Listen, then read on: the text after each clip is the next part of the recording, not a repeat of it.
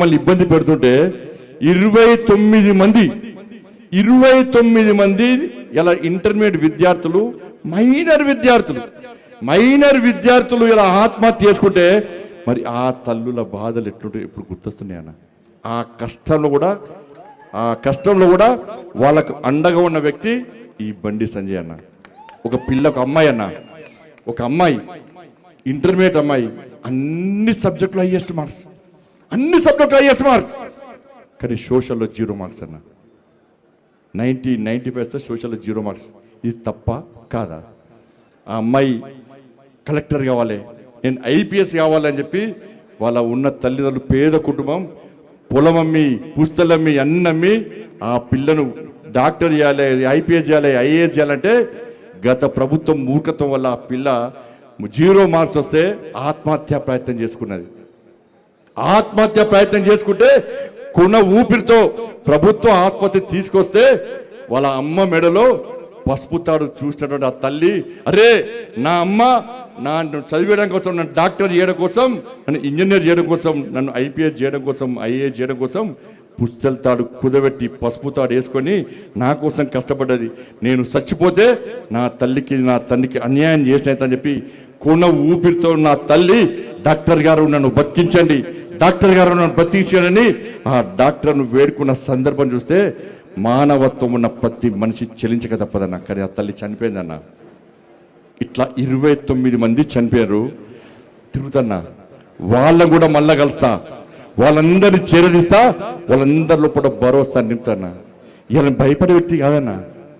ఇంత పెద్ద సమాజం. అరే శ్రీరామచంద్రుడికే అరణ్యవాసం తప్పలే, సీతమ్మ మీద అపవాదాలు వేస్తే సీతమ్మని అడుగు పంపి ఇవాళ రాముల వారు అరణ్యవాసం చేసి ఇవాళ తప్పుడు కాదని నిరూపించుకొని ఆదర్శ రాముడు, అందాల రాముడు, అందరి రాముడు, మనందరి రాముడు లెక్క మనకు ఆదర్శ రాముడు అనే వ్యక్తి మన శ్రీరామచంద్రుడు అన్న. నా భుజం మీద కాశాపు జెండా ఉంది, నా శిరస్సు మీద అమ్మవారి ఆశీస్సులు ఉన్నాయన్న. ఇక్కడ భయపడే ప్రసక్తి లేనా? రే ఆంజనేయ స్వామికి నిప్పు పెడితే అదే నిప్పుపై లంకను మొత్తం ఎట్లా దానం చేసిందో ఇలా బండి సంజయ్ని గెలికిరి వాళ్ళ మీరు పెట్టిన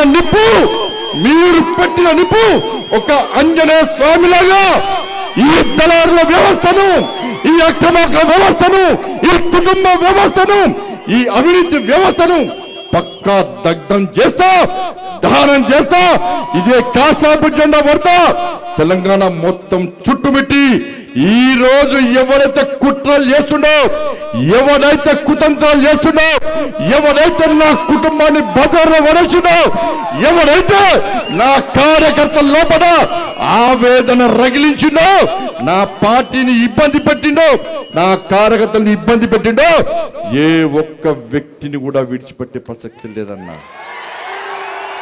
తప్పకుండా అదే జోస్తోని ఈరోజు హిందూ ఏకతా యాత్ర ఇంత ఘనంగా నిర్వహిస్తున్నామన్నా. హ్యాట్సాఫ్ మీ అందరికీ. మీరు అందరూ అనుకున్నారన్న బండి సంజయ్ బాధపడుతుండు, బండి సంజయ్ బాధపడన్న, నేను బాధలు పడ్డోనే అన్న, నేను బాధలు భరించడోనేనా. ఏ రోజు నా జీవితంలో ఎంజాయ్ చేయలేను.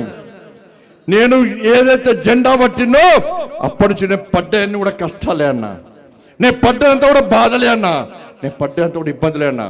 కానీ ఏ రోజు మీకు బాధలు చెప్పుకోలే అన్నా. ఈ సమాజమే నా కుటుంబం భావిస్తున్న తరంలో నా కుటుంబం మీద రాలేసి నా కుటుంబాన్ని బజార్ పాలు చేస్తే తప్పు నాదన్నా.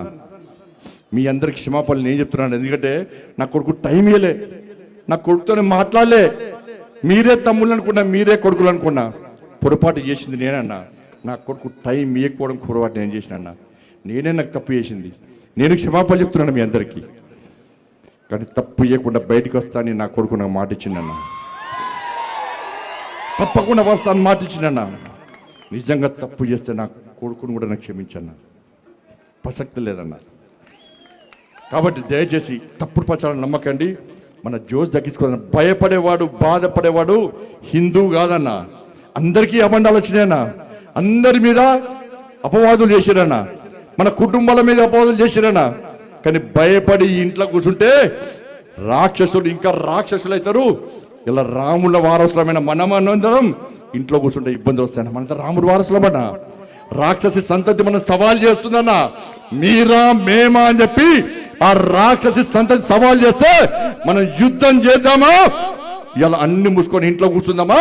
ఒక్కసారి హిందూ సమాజం ఆలోచించాలి. అలా హిందూ సమాజం జాగృతం కాకుంటే, హిందువులందరూ ఇంట్లో కూర్చుంటే, ఇలా బెంగాల్లో అనేక మంది నా కార్యకర్తలు, ఈ ధర్మం కోసం పనిచేసే కార్యకర్తలు, కాసేపు జెండా పట్టుకునే కార్యకర్తలు, హిందూ సమాజం కోసం పనిచేసే కార్యకర్తలను బంగ్లాదేశ్ నుంచి వచ్చి మార్చిన విషయాన్ని ఇలా హిందూ సమాజం మర్చిపోద్దన్నా.